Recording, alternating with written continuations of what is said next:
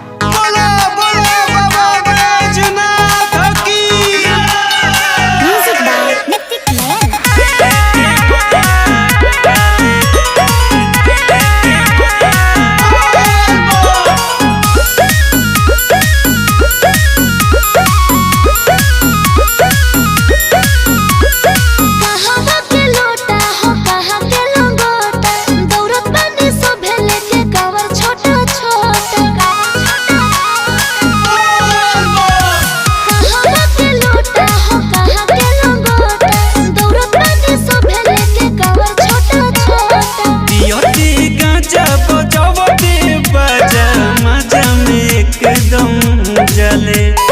देवघर में बम बम गूंजता दम भर आइले देवरिया वाले।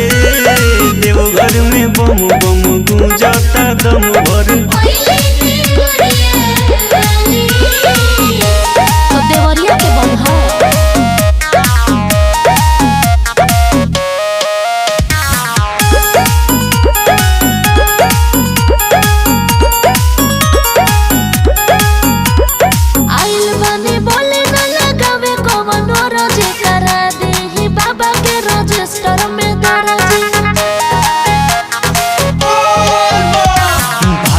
सलेमपुर में ध्यान देना है पर लइकन के लिख होता भरती के पेपर। हमिया ले आई भोले बाबा पे चढ़ाई हमारा जिला पे बहुते लोभाले।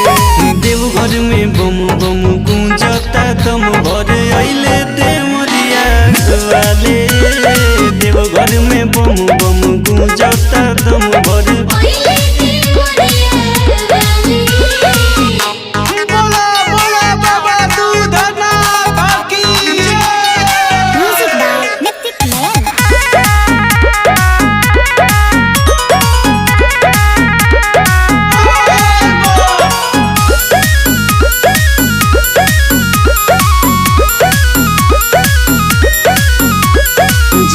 सुनावे आके अपन सुख दुख भोला मिटा देने भगिया के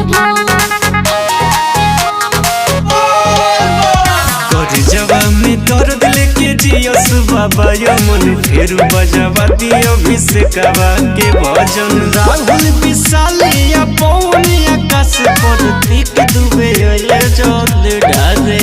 और देवघर में बम बम गूंजता दम भर आइले देवरिया वाले।